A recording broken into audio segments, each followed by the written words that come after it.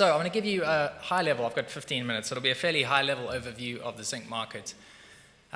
What I'd like you to take away from today's talk is, like any other commodities, this is a cyclical business, and we're going to be talking about the zinc market, and we think we've come to the end of a cycle.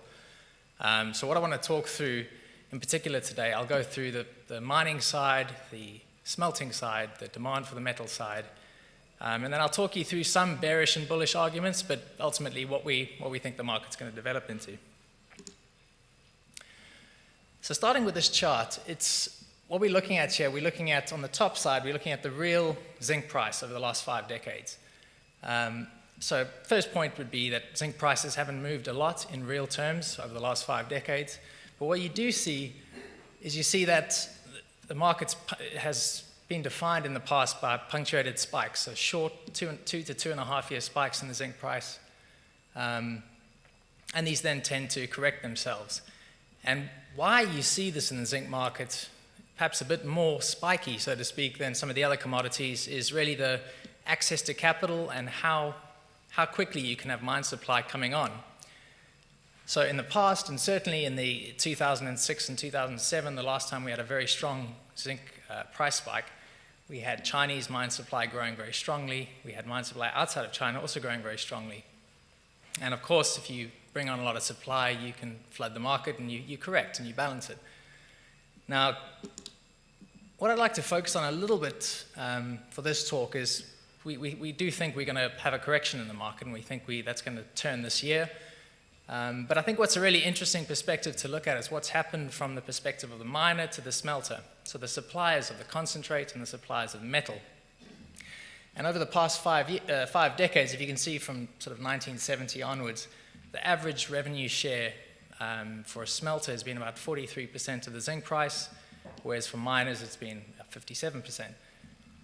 What's really interesting though is through the past 4 price spikes, you've seen that miners have started to carve a larger and larger share of the revenues, a larger and larger share of the zinc price, to the point where we are today in 2018, where smelters are getting less than a quarter of the revenue. Now, we think this will change over the forecast. I'll talk you through that view of how we think that's going to change, and it's of course going to be rising treatment charges, which is going to coincide with a large surge of concentrate, so zinc mine supply. So what I'm going to go through, just breaking it down, I'm going to give you a snapshot fundamentally of where we are today. So how we assess the market today, what's happened in the past 2 years or so, which have brought us to where we are. I'm then going to go through some of the bearish points, bearish arguments, so mine supply, slowing demand. I'm then going to look at some of the potentially bullish points that may offset some of these bearish points, and then I'll try to sum it up into a view. So where we've got to today, if we look on the chart on the left-hand side, it's really a consequence of closures at big mines. So this is a well-choreographed story. We've heard it many times. Century, Lachine closed, and then as prices fell very deep down the cost curve, you had some majors idling a lot of capacity, and you quickly brought the concentrate market into deep deficit. So you were pulling out concentrates from inventories to try and keep smelters needed to maintain utilization. They needed to draw down a lot of concentrate stock. Eventually this then fed through to the refined market as we tightened up the concentrate, and you started to see smelters short of feed. So the first evidence we had of this was the first half of last year. In China there were a lot of smelters that went into maintenance, and they shut due to concentrate tightness. And that's really highlighted by this chart on the right-hand side. And what we're looking at is, it's basically taking a snapshot of the market today, but adjusting it back to when we last knew the market was tight. So 2006, 2007, we knew the market was tight. So we've basically started the clock from there. From the first quarter of 2008, we've looked at our supply-demand balances over time, cumulatively, in terms of concentrate and in terms of metal. And the point to take home here is we've built a lot of zinc units since 2008, but importantly, from the fourth quarter of 2015, when we started to have these mine supply cuts and we started to have this idle capacity, we started to draw down these units. Now, some of the indicators you can use to look at these markets, the metal side and the concentrate side, are shown over here. So on the left-hand side, we can look at metal premia, long-term metal contract premia. And the interesting thing here is just looking at where we were in 06, 07, we had a massive spike in premia. There was a genuine scramble for metal. So metal availability was tight. But fast forward to today, and there's not quite the same situation. It's fairly, premia haven't done an awful lot, certainly with respect to what they did the last time the market was tight. Now, more interesting and perhaps a better indicator for where we are in the cycle is looking at, so we've got metal price here in blue, and we've got spot treatment charges. So spot treatment charges are what the miners are paying to smelters to have their concentrate treated. Now, the custom market is China. China has much more smelting capacity than domestic mine supply, so it imports a lot of concentrate. And what we saw, so if I went back and showed you this from this section here, we drew down concentrate significantly, and at that same point, we started to see a sharp fall in treatment charges. So what it's basically telling us is as availability of concentrate tightened up, miners were getting less, or they were paying less and less to have their concentrate treated. Now, this is a really good indicator for trying to model where the concentrate market is. And perhaps it'll be a very useful one as well, seeing that we've had this inverse correlation. Investors have been looking at what's happened on the mining side. That's been driving the zinc market, perhaps more so than the metal side. So in our view, it's going to be a very important indicator as to when the market turns. When we start to see treatment charges rising, that will be evidence of increased concentrate availability. So if I take you through some of the bearish points, I'll start with this chart, and this is mine supply. Now, what we're looking at here in gray is our existing mine supply, and that's looking at reserve depletion, that's looking at grade decline. In blue here, we have committed additions out of China, so this is fully financed, board-approved projects that are coming to the fore, things like Dugald, Kempsberg, New Century, etc.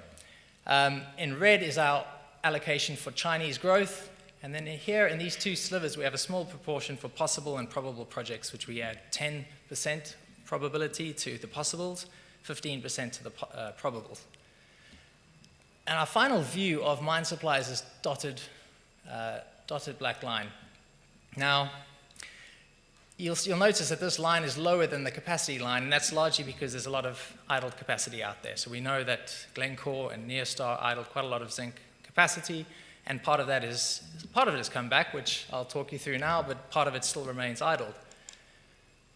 But I think the main point I'd like to show you from this chart is from 2017 levels, last year levels, we're still lower than we were in 2015 in terms of mine supply. But going forward, we expect gains of over 2.5 million tons of zinc in concentrate, so substantial gains over the medium term. And where this is coming from, if I just point you to some of these, so new mines, we've got potential gains here from Century, Gamsberg, Dugald. These are really the big three coming forward.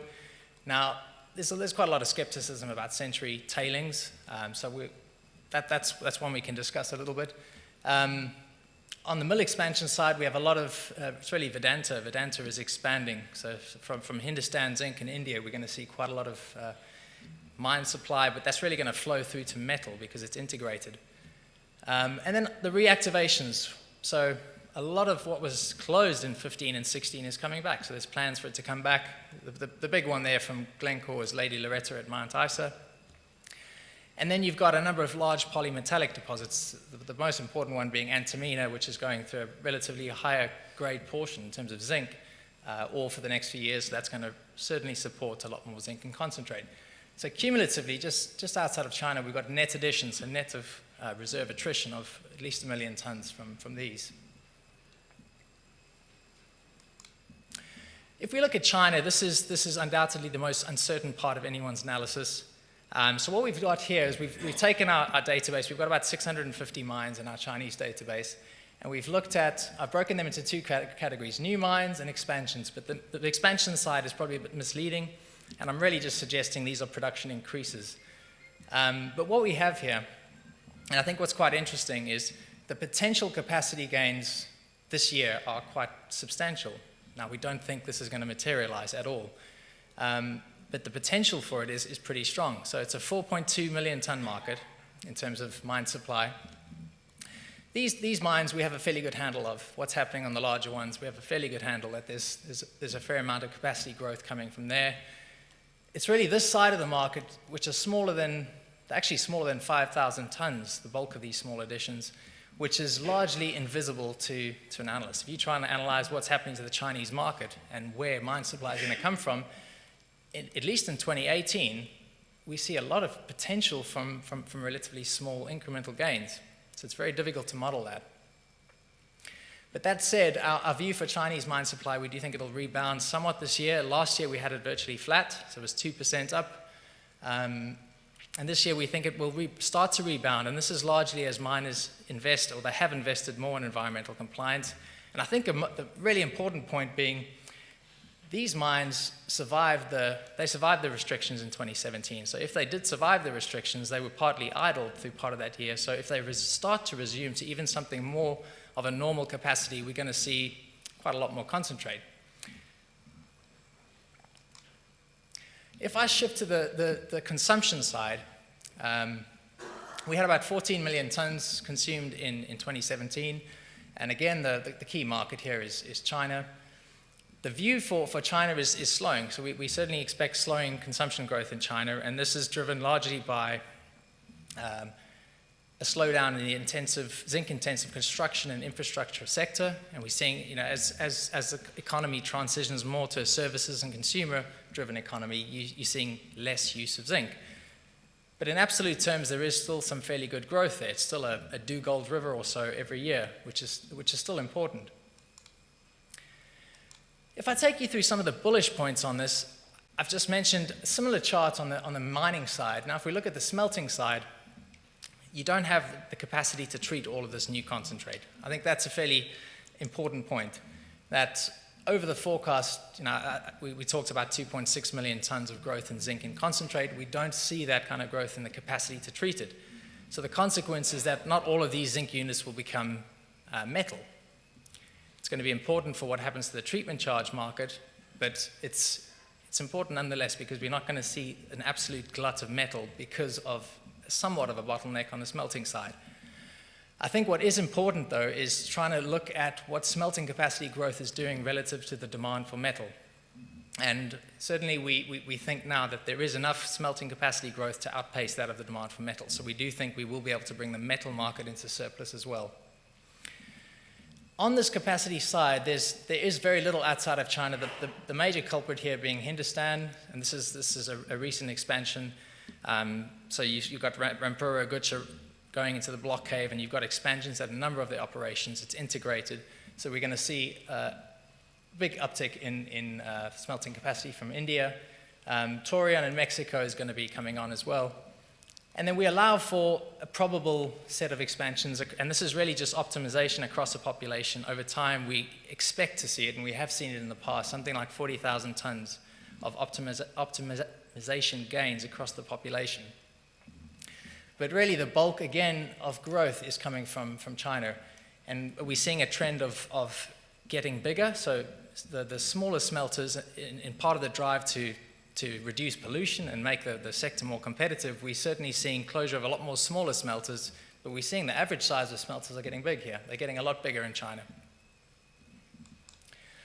So to bring this into perspective, what we see here is we've got mine supply growth greatly outpacing that of smelting capacity, so that's important. And in terms of smelter utilization, I mentioned smelters had been constrained last year, and they are right now. So the story is still undoubtedly tight on the concentrate market. With this looming wave of mine supply, we do expect utilization rates to pick up from last year's levels, and we think they'll peak in 2019. So this is going to be, concentrate will be plentiful, smelters should be treating more of it. Now, some of the arguments, some of the more bullish arguments being put forward are things like Century, Dugald, and Gamsberg. The concentrate quality is not necessarily ideal for any smelter. Now, if this all comes on schedule, on time, is a question, can you find a home for it? Can you find a home for all of this new concentrate? So can we actually see smelter utilization rates pick up and actually take that metal market into surplus. Now, this is just a model saying, what if Chinese smelters, the utilization rates are 2% lower? And with that, you'll see that the metal market would stay roughly in balance with that scenario. But what it would do to the concentrate market is you would send the concentrate market into significant surplus, which would then drive treatment charges a lot higher. So I don't have a lot of time, but I'm going to wrap this up in terms of where we see the market. So I showed you the slide earlier. We've seen a massive drawdown in concentrate. We think it's going to stay very tight through this year. Even any increase in mine supply is not necessarily going to flow through to building concentrates. It's going to be absorbed, and we'll start to see it through rising utilization rates. But by the second half of 2019, it will become apparent that there will be a lot of concentrate. It will be rising, and we expect a key indicator will be what's happening on the treatment charge side. So benchmark terms hit a near historic low this year. We think prices have hit a peak, so we think there's going to be an inverse relationship maintained over the forecast. And in terms of how far prices may need to go to bring about that discipline across the sector, we're looking at the cost curve here. So this is the 50th centile cash cost curve over time. This is the 75th. This is the 90th centile. So this is effectively your marginal producer. And at any given time, a normal balanced market, you should be around about the marginal cost of production. At the moment, we are substantially in excess of that. There's windfall margins across the zinc sector. And going forward, we're going to have to fall somewhere quite deep into the curve to bring about discipline. Now, if we have smelter utilization rates being lower, it would be supportive of price. You would have higher TCs, higher prices. But if you have smelter utilization rates rising faster than we think, it would be more bearish. So just to sum that up, I apologize because it's a lot of material in 15 minutes, but this year we see it as a year of two halves. The first half is still fundamentally very positive. We think the price has actually front-run the fundamentals, so the fundamentals are still good right now.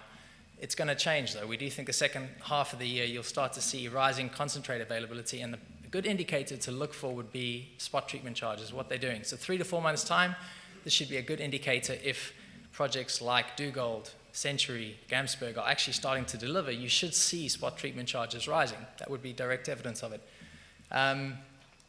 Longer term, we do see a significant potential for build and concentrate, so this would drive treatment charges higher. Zinc demand we expect to be slowing, but it's nothing particularly dire on the demand side. It's ticking along, but slowing. And in terms of the balance and price, we think that on the metal market, we should move back to balance in the second half of this year from very strong deficits from the first half of the year. And longer term, we think prices will need to cut quite deep into the cost curve to actually remove some of this zinc in concentrate. Thank you very much for your attention.